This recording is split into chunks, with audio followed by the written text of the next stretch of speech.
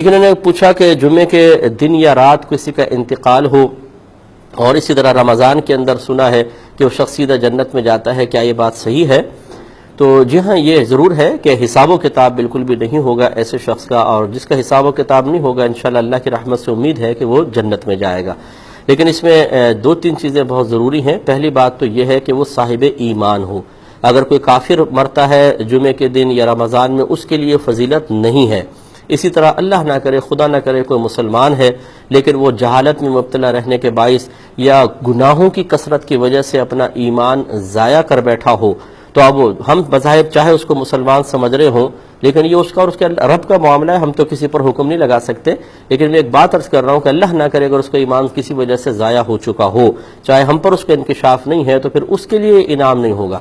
تو بعض ایسے ہوتے ہیں جو اللہ تعالیٰ کی بارگاہ میں منہ بھر بھر کے شکوے کرتے ہیں، ذرا بھی کوئی تنگ دستی آئی، پریشانی آئی تو یہ اللہ تو نے کیا ظلم کر رکھا ہے، تیرا کیسا انصاف ہے، اور معاذ اللہ ثم معاذ اللہ یہاں تک سنا گیا ہے، اور بکثرت ہمارے پاس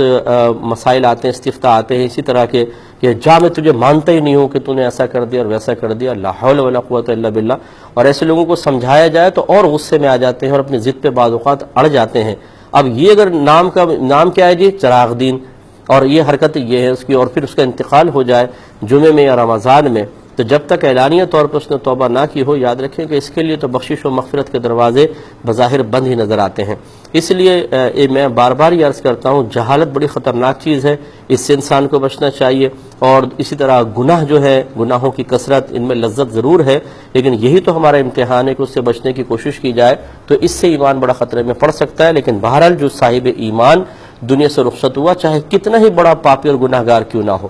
اگر مسلمان ہے تو اس کے لیے انعام ضرور ہوگا۔ اسی طرح ایک انہوں نے کہا کہ بہن نے کوشچن کیا کہ بعض اوقات کوئی کام غلط ہوتا ہے اور ہم یہ کہتے ہیں کہ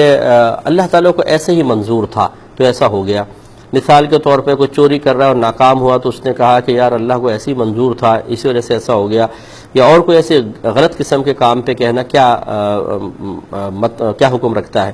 دیکھیں، مسئلہ یہ ہے کہ غلط کام کو معاذ اللہ ثم معاذ اللہ اللہ تبارک و تعالیٰ کی رضا قرار دینا یا اللہ کی طرف منسوب کرنا شرعاً درست نہیں ہے۔ اگر اس میں ہماری شامت اعمال شامل ہے تو اپنی طرف اس کو منسوب کرنا چاہیے، یہی صحیح ہے۔ اللہ تعالیٰ کی طرف اس طرح کہہ دینا غلط کام کو، خاص طور پر یہ بے ادبی کے زمرے میں آتا ہے، تو احتیاطاً اس پر ہمیں توبہ بھی کرنی چاہیے، اور اگر مشورہ مانے تو تجدید ایمان اور تجدید نکاح بھی کر لینا چاہیے۔